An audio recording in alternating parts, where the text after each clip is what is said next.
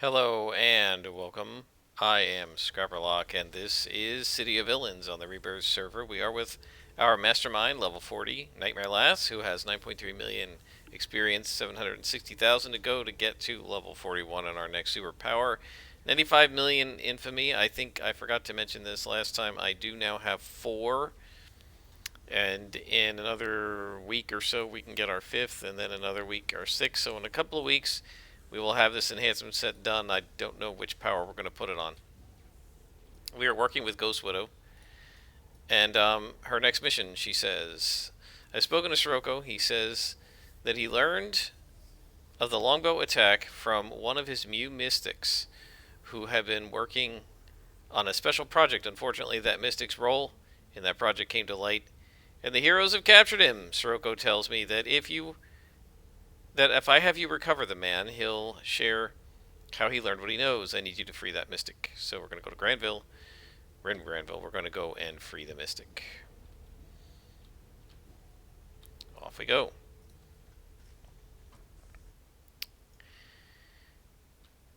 Okay, this way.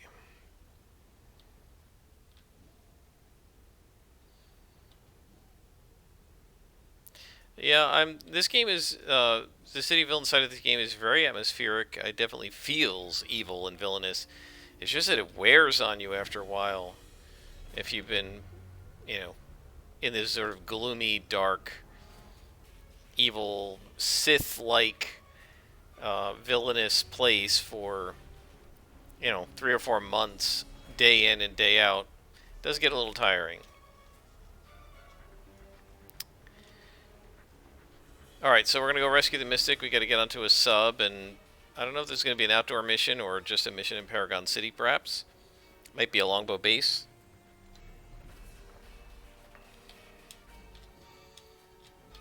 Make sure that our missions are +1, and they are.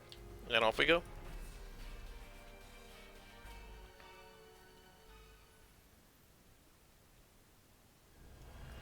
And it is a longbow base. Don't see any enemies here yet, but of course there will be soon, so let's summon our buddies.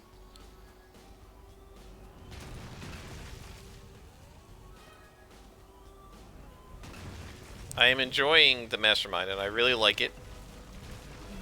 I'm very glad I selected the Mastermind as this playthrough. She's evil, she's a villain, I like the character, and I also like the demons. I think they're super fun, and I like being a Mastermind. But I have to say, I do miss the days with my Scrapper when I could just start the mission as soon as I walked in and didn't have to, like, do 45 seconds of prep. And I definitely think some point soon I need to start playing me some Scrapper goodness, because that is my favorite part of the game, is being a Scrapper. And I definitely want to get back to the hero side. Not that I'm going to necessarily record it, but I definitely want to get back to the hero side.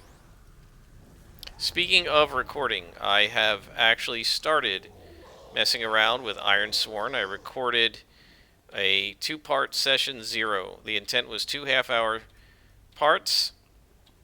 1 half-hour would be the world building, because you choose different options for the world, and then the other half would be character creation. And instead of 2 half-hours, I ended up doing 45 minutes and over an hour.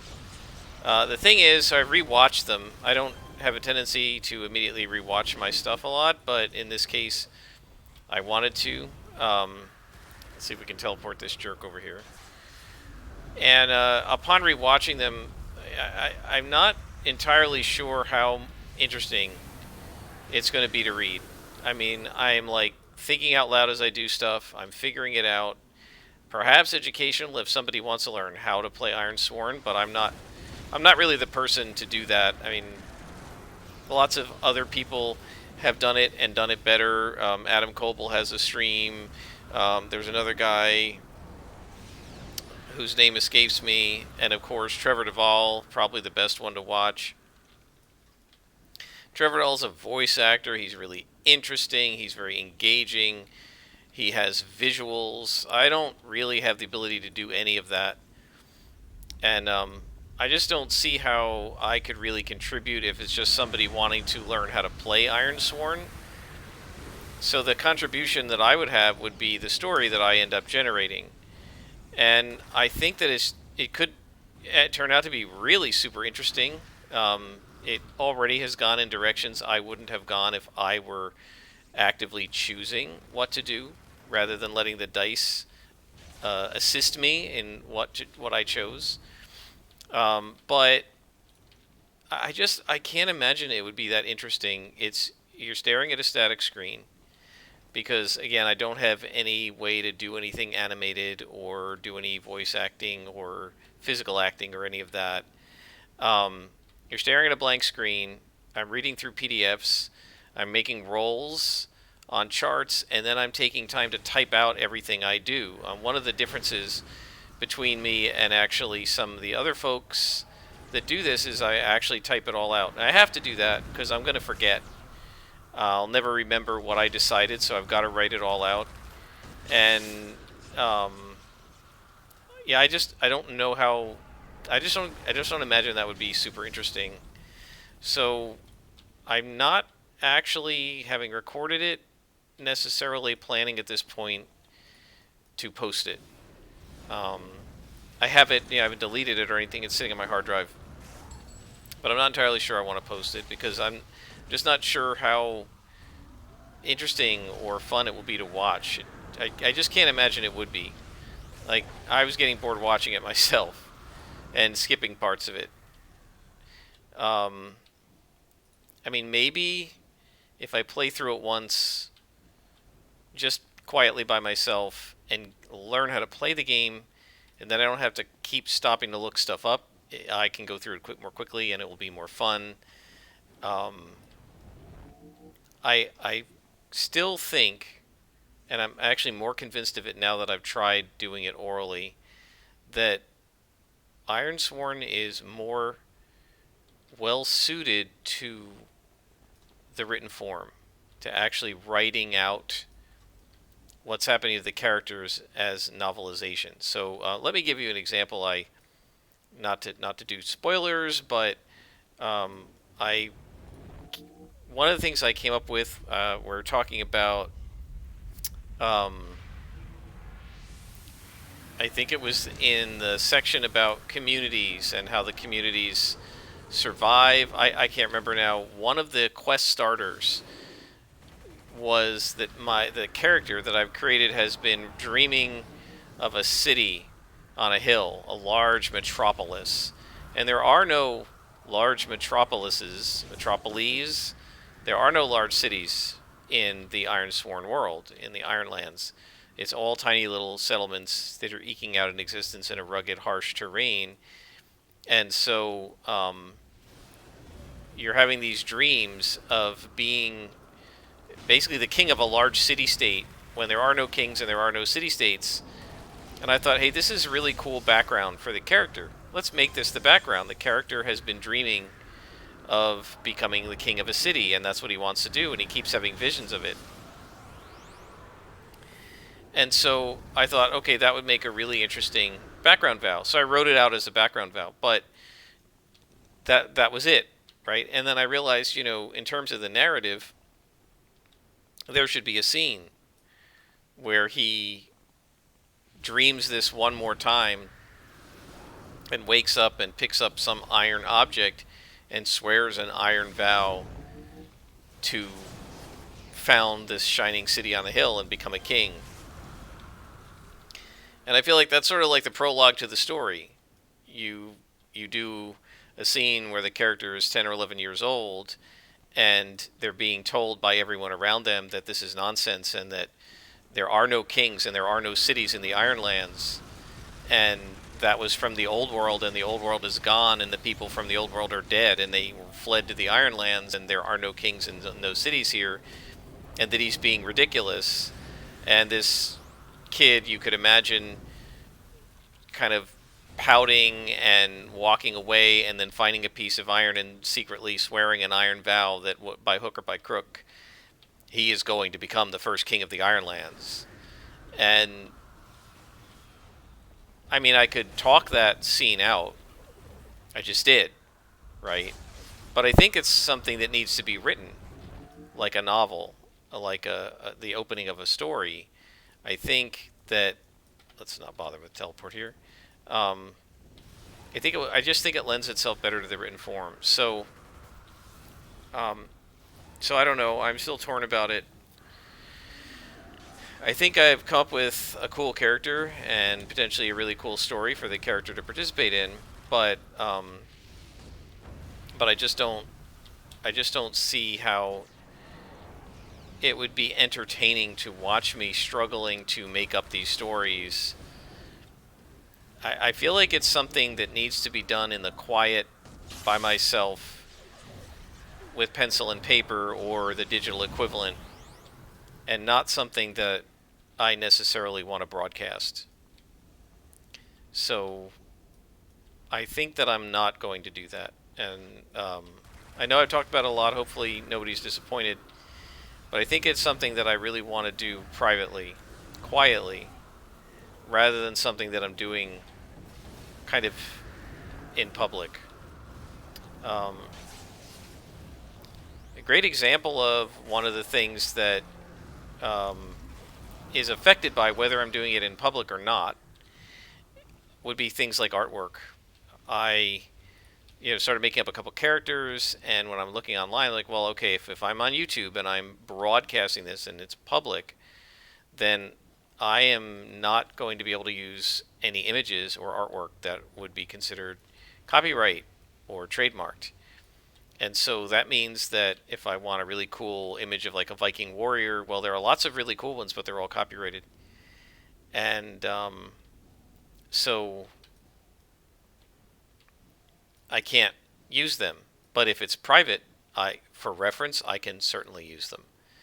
And so I don't know. I think that I think I will enjoy it more if I just do it quietly by myself, rather than trying to bring all of you along for the ride, and then I have to narrate it, and then I feel like I can't stop and just sit and think, because people will get bored listening to me silently sit and think, right?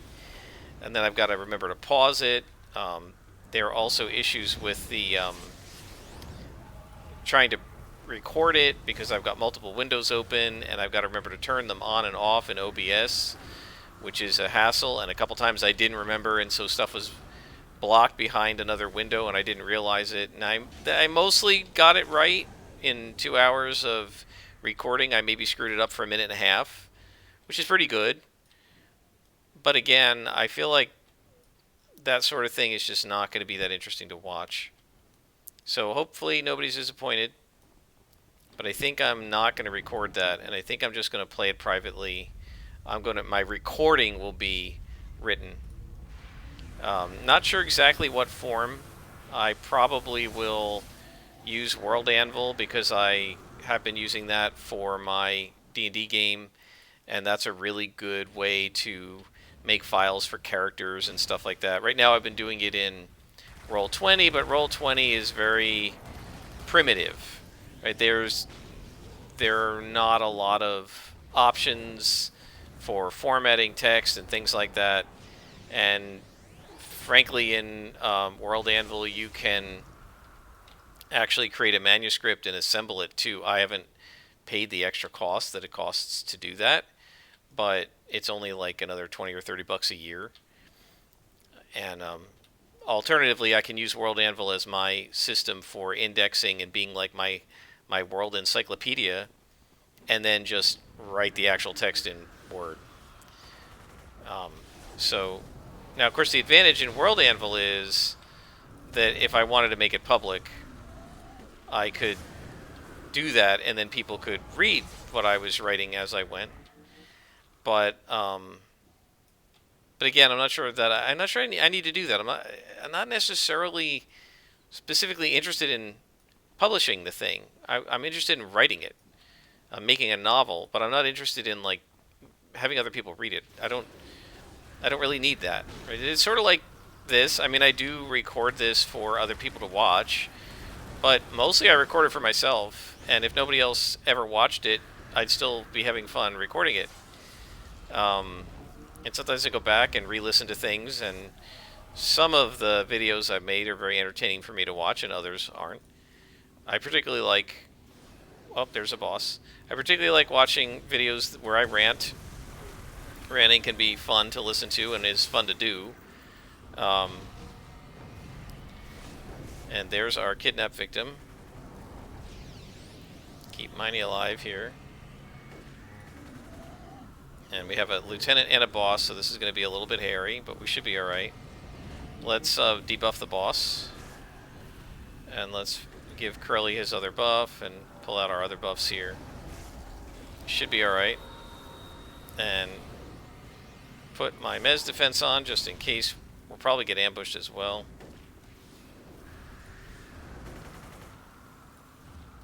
So yeah, I mean, I think that one of the things is I've been playing D&D a lot with my friends, and so that's me preparing the D&D for the campaign for.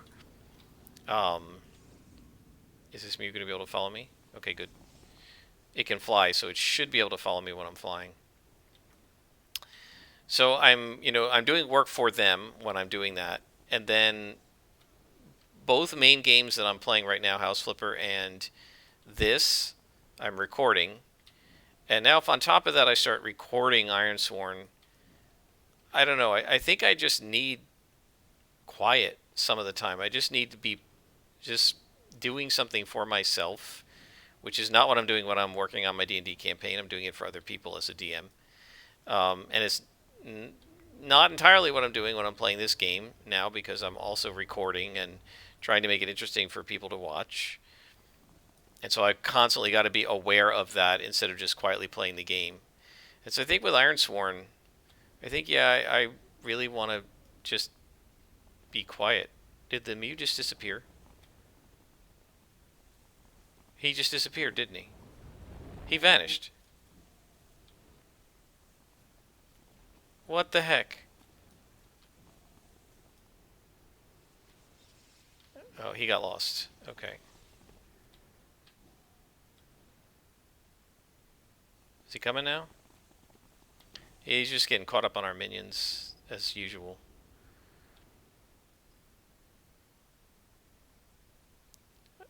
So yeah, I think Ironsworn is something I would just like to sit quietly and do. In fact, what I'd really like to do,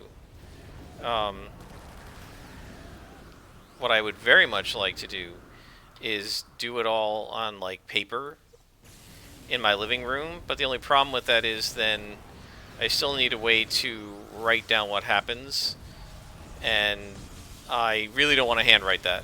I have terrible handwriting. I'm horrible at handwriting now because I'm so used to typing everything on a keyboard. When I was a kid, I always did all my writing in a spiral bound notebook. I preferred that. I felt I wrote better using a pen, but now I absolutely write better when I type. So, so I don't know. I mean, I guess I could use a tablet or something. I mean, obviously I could, but I don't really like typing on the tablet keyboard, the little mini keyboard I have for my tablet. I really prefer typing at my computer. So I'm probably going to play it at the computer here. And but I'm just going to do it quietly. Maybe listen to some background music. That's another one. I wanted to, have some background music, but again, you have to watch out and make sure that the background music isn't copyrighted. And there really aren't a lot of good background music elements that I want that are also royalty free or no copyright. And so all of that kind of combines to be just to make it too much of a hassle. And I would really rather. Are you stuck? Are you kidding me? He's stuck. Let's move the minions. Maybe they're in his way.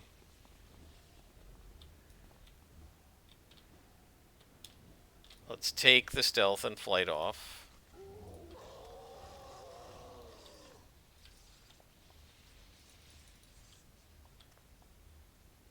Nope. He's stuck.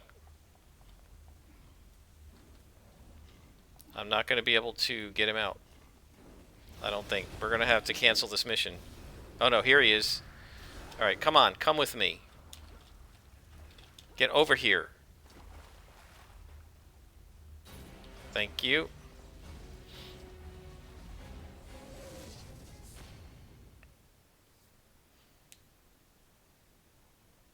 Yeah, when you're recording, there's definitely kind of a sense that you've always got somebody looking over your shoulder watching you play. And I've chosen to do that. I don't mind that, but I'm not sure that I want to do that with Ironsworn. At least the first time I play it, I think I really want to just sit down and play it and not narrate it. I mean, I'll talk to myself as, oh, this would be a cool idea. I might talk it out and role play to myself, but I think that it'll be more satisfying to me to just privately play it. And then if I really love it, I can share it with you guys. I can do another campaign, you know, just roll up a different character and run a whole different campaign with you guys. But for now, I think we're going to put that on hold, and I'm going to just play it by myself. Anyway, so she says, excellent. Sirocco and I have been talking.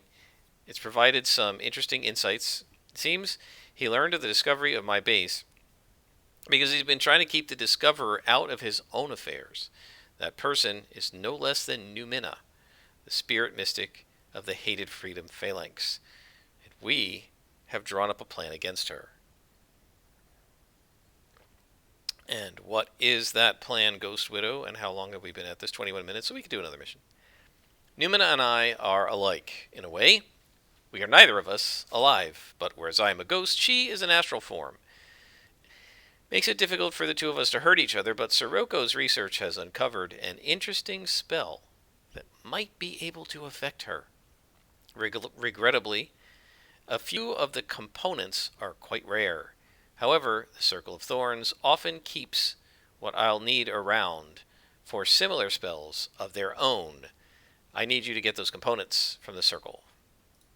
Alright, so we are going to... We have lots of 2-hit buffs, which is good. I need to sell these at the natural shop. Is there a natural shop nearby? If not, we'll do it later. Where am I here? Merit vendor. Quartermaster. Oh, maybe we don't have the different shops here. Maybe we just go to the Quartermaster. The Elite Quartermaster. Let's try it. Maybe the Elite Quartermaster... I mean, we could go to Ouroboros and sell. But maybe the Elite Quartermaster will give us good prices on these things. Frankly, even if he doesn't give us good prices, I'm not sure that I care. Recipes. What do we have? Accuracy damage. We don't need any of that. We don't need any of that. Alright. So we can sell our recipes too, because we don't need any of those. Elite Quartermaster. Alright, let's just sell it to him. And the recipes. We don't need reactive armor. We don't need extreme measures. We don't need any temporary powers. We don't need multi-strike. We don't need flight. What is this? Holds. We don't need that. Doubt we're going to need damage, but we'll keep that. There's a temporary. We do need the recharge, right? Yeah, we need one recharge. Can we actually make it? We cannot. Alright, so let us head to the mission using the mission teleporter. And we will take out the Circle of Thorns.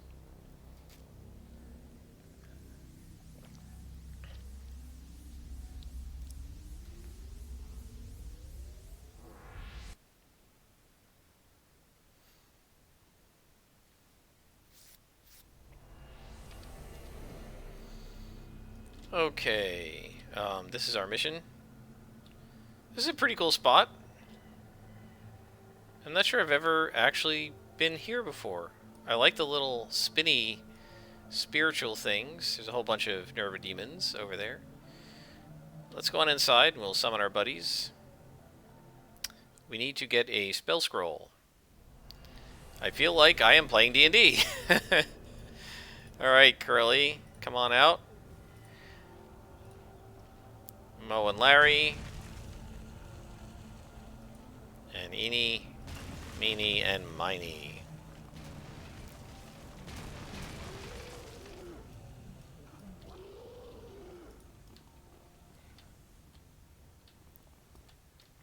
We have our stealth on. Gotta make sure of that.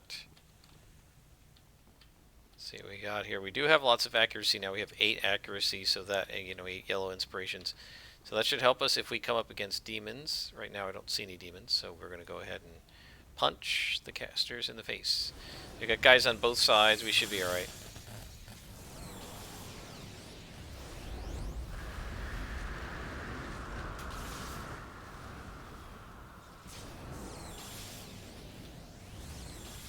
Oh wow, killed one of our minions already? Let's go kick their butts. Is Curly stuck? Larry's stuck. That's just great. Alright.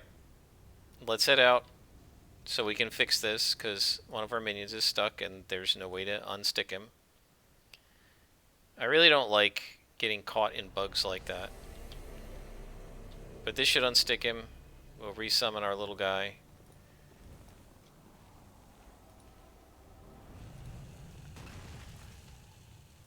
And I forgot to put the buffs on, didn't I?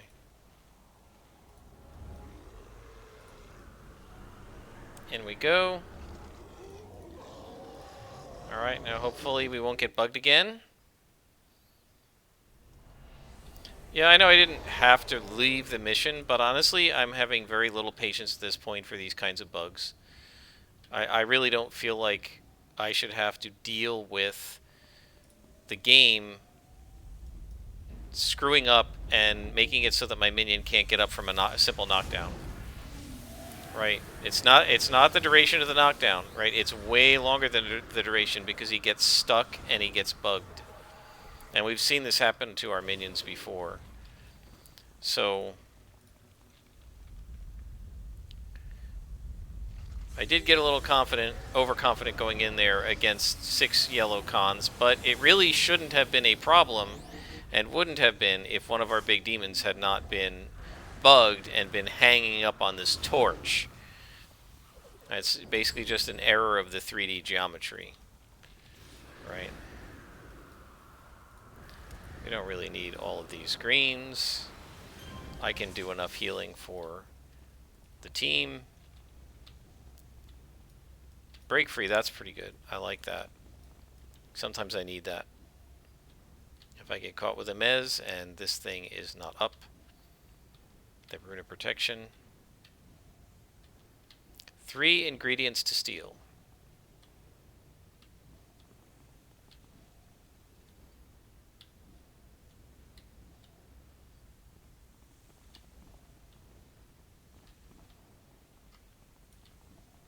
Kill them.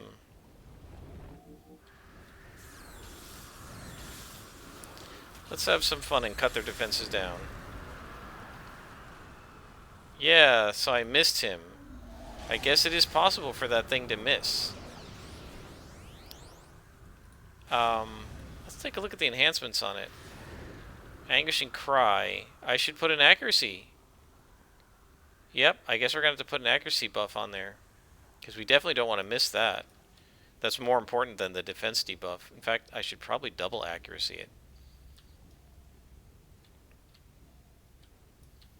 Yeah, Lord only knows where the, oh, this guy's still alive. Lord only knows where the spell components are. We'll just have to keep looking. Note to self, how not to write a dungeon in D&D. Now, why do I say that? Because this is basically just a giant dungeon full of mindless enemies to fight. My players wouldn't. They enjoy combat, but they wouldn't want to just crawl their way through a dungeon, having battle after battle after battle after battle with no story, just looking for some spell components. That's very old school. I actually don't mind it, but I don't think my players would like it. Speaking of my players, So this was super fun. They, as I have told the story before, they hang on, guys, back here. My players have there. This is a Roman Empire world, and there's a town called Lugdunum, which in real life was sacked by barbarians and destroyed in the year like 193 or something. And I can't believe I missed that guy. And so in my fictional world, I had Lugdunum be sacked and destroyed by an unknown force. Now, what the players didn't know is that there is a big bad evil guy, the so-called BBEG, and he is an evil villain named Magog, and he was around 1700 years ago. He was imprisoned by Roman wizards because they could not kill him. He's a revenant, and he swore a revenant vow when he died, and he sort of resurrected with a vow to destroy Rome. And he can't be killed until he destroys Rome. He can't be killed except with a wish spell. You can wish him to die to know peace, his spirit to pass on to the afterlife. But if that doesn't happen, then he will never get to the afterlife, and even if you kill him, he can rise again in 24 hours and keep hunting and trying to destroy Rome. And so they don't know any of that yet. And what they had done is they had finally, at level 5, they had gone to Lugdunum, and they were super cautious about this. They snuck around the sewers, which was really smart of them. They found out there were some lizard folk in Lugdunum. There actually were also UNT, which are snake people. They hadn't encountered any of them. And they had also heard that they had seen clues that there were these toad demon creatures. Well, actually, these green and red and blue creatures that they eventually saw there were green and blue toads. These are called Slodai, and they can like infect you with tadpoles and turn you into slod. And they're other dimensional chaotic beings. They're very powerful. For a 5th level party, they're pretty tough. So they saw a red and a blue one. They got terrified. They went and hid back in the sewers. Then they went to look a little bit further. They found a journal. And that was all. They were going to take off. And I'm like, you got to be kidding me. There is a really cool map where I had marked the 16 places that Magog needs to go to find the key to destroying Rome. So what the players don't know yet is that there is a ritual that can be done to make Rome vulnerable.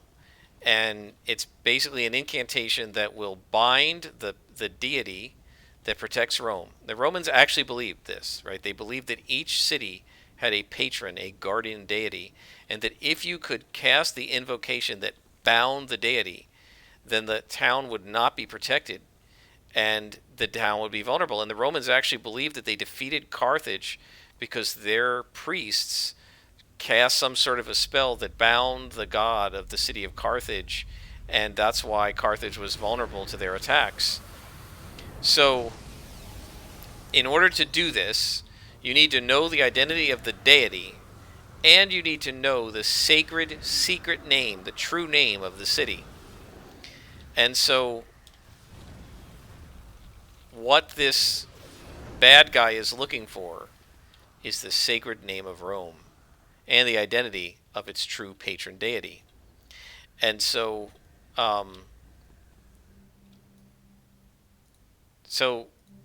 to protect it, the Romans scattered the clues to what their sacred name of the town is. They scattered it in 16 different temples all around the Roman Empire.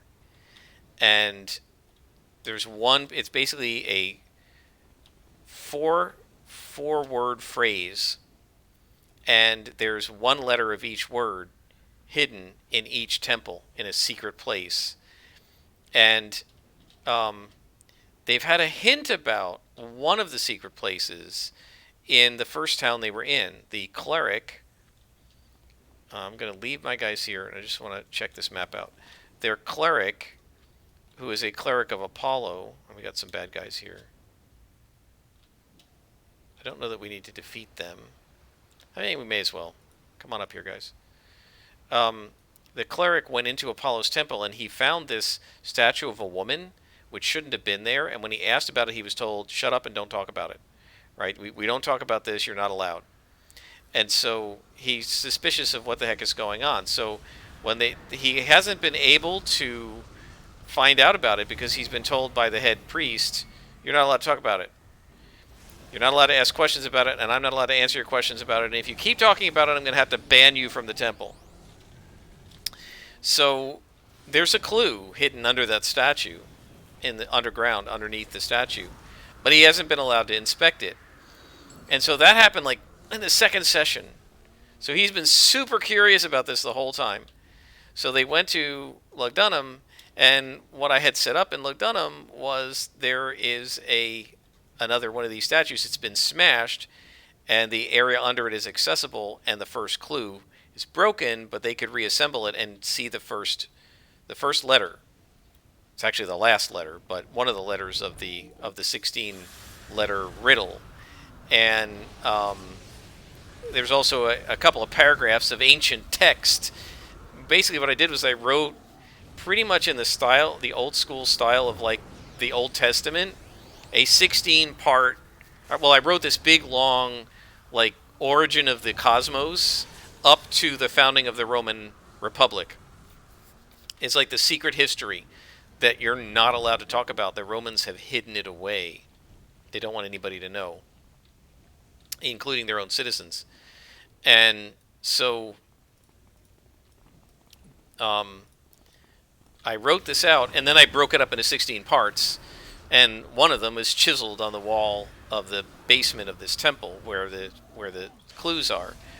And so that was there, and then I had a map that the Green Slod, who was the leader of the Slodai in the town, had in one of the buildings.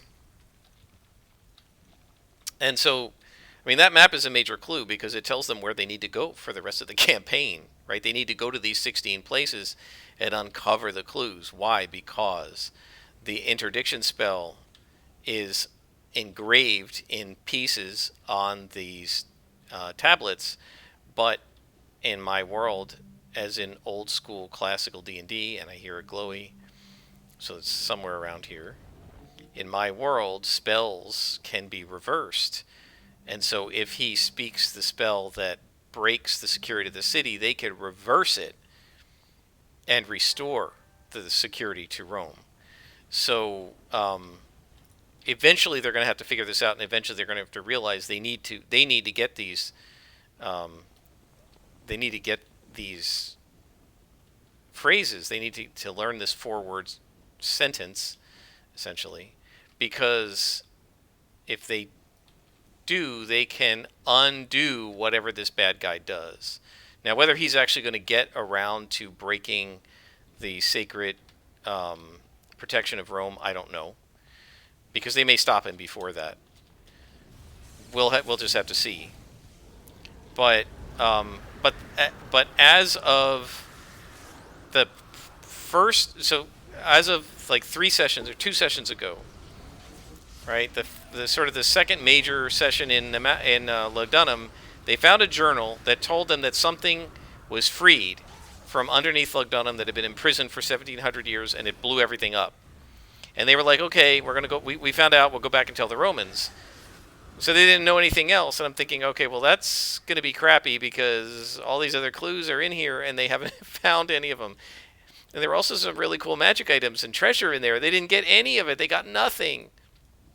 So finally, the one player convinced them we got to go back, and they fought the Slod. They fought all 3 Slodai together. They sort of blundered into it. They ambushed one of them and killed him really fast. And then the other 2 attacked, and they fought them, and one of them got infected with a tadpole. And they sort of realized it. I just lost the mouse. That's great. And then um, and then they said, okay, let's get the heck out of here. They got some treasure. They stole some treasure. They got some pretty good treasure. They got some potions. They got, I'm trying to remember now. Oh, they got a really cool magical axe.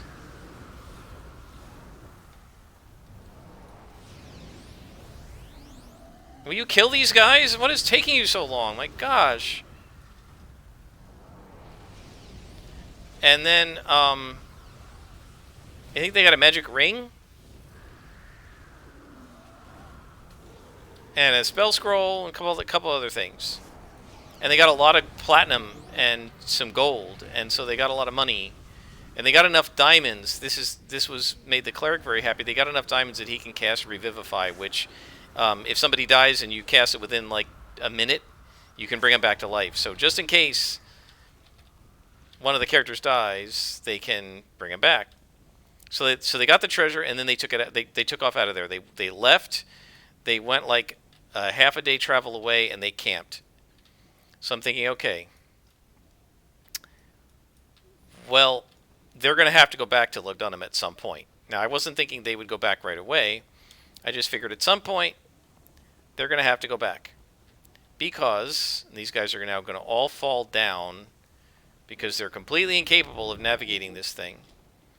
I figured they're going to have to go back at some point because they're going to realize, right? I have already sort of planned as a trigger, once they had gone to Lugdunum and found the first clue, I was going to have, and I'm still planning to do this, I was going to have Apollo send a bird to the cleric, who is an Aarakocra. He's also a bird. So I was going to have Apollo like have this bird in the middle of the night tap on his window and like try to lead him to the temple that he's been told he can't look at the statue, and the bird was going to sit on the statue and chirp at him, and hopefully he would, inspect it and find a way to. I'm going to have to resummon all these guys, aren't I? Hopefully he would. I'm just going to go invisible and find this thing. Hopefully he'd follow it, and he was going to find a second clue. So I figured once they find that clue, they're probably, where is this thing? Like, is this game kidding me? Maybe it's downstairs? Once he finds that clue, I figured he would realize we got to go back to Lugdunum. Oh, this guy must have been chasing my guys. They'd realize we got to go back to Lugdunum and get this other clue. Right? And so I figured that they would eventually go back, and I thought, well, what's it going to be like when they go back? They killed the Slod, 3 Slod-Eye. Well, those guys vanish after they die. They sort of disintegrate into dust. And I thought, well, maybe that wouldn't be noticed, but they took the treasure, which was an offering to the evil Titan goddess, the evil reptile goddess Kareska. That's going to be noticed. So I said, okay, what's going to happen when the bad guys find out that they've been infiltrated? Well, they're under orders not to let any warmbloods, humans, dwarves, elves, into Lugdunum. It's all reptile people that control Lugdunum, because Magog is an evil dragonborn, the last dragonborn. They've all been killed. They were wiped out by the Romans. And so he hates the warmbloods. This is a war between the warmbloods and the coldbloods, basically. The players don't even know it. The Romans don't realize it. The Emperor might realize it, because the Emperor knows the secret history, but most of the rest of the Romans have no idea, like the army and stuff. And so I'm thinking, okay, what's going to happen? Well, the head Yuan Ti, who's in charge of the town, is going to report to Magog, we've been infiltrated, the treasure was stolen, the Slot-Eye are gone, right? And they can do some checking and find out that the Slot-Eye didn't just go back to their home dimension. They're dead. Those particular ones are gone.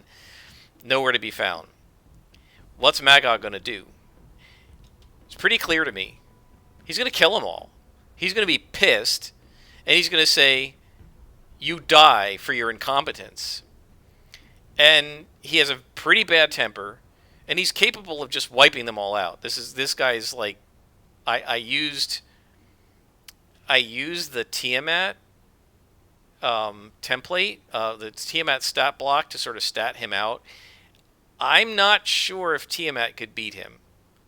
He's pretty darn tough. At least in his own lair, he would be very tough. Now, his lair isn't Lugdunum, but he's very powerful, incredibly evil, and so I said, okay, he's gonna blow them away.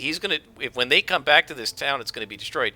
So actually, I had them when they were like at night, in the middle of the night, they heard all these explosions. They saw flashes of light from Lugdunum, and they realized it was under attack. So then they decided we better go back and see what happened, so that we can report it to the Romans. So now they went back to Lugdunum, and they actually found the inscription that I wanted them to find. They found the map, and so hopefully now they've got the clues that they need to have. But it's been a struggle getting them to actually investigate everything, because they're two of the three of them are pretty cowardly. Not the play characters, but the players. And one of them is a new player, so I think she doesn't have any sense, any calibration for like what's too hard, what's too easy. So she's just ready to run from everything because she thinks anything can kill her. Whereas the other players are like, nah, we could take on a couple of Slot Eye, because they know Slot Eye are about the right level for us to fight. But she doesn't know like how dangerous a goblin is versus a dragon. I mean, she has no sense of it. So it's been really interesting to watch this. It's been a lot of fun. All right, guys, I think we are done. Let's call up Ghost Widow. She says, "Excellent. I feel Numina's power growing. Near Mina's time is growing short, but so is ours. We must hurry and prevent further interference." So we will continue this story arc next time. Until then, I am Scrapperlock, and this has been City of Villains on the Rebirth server.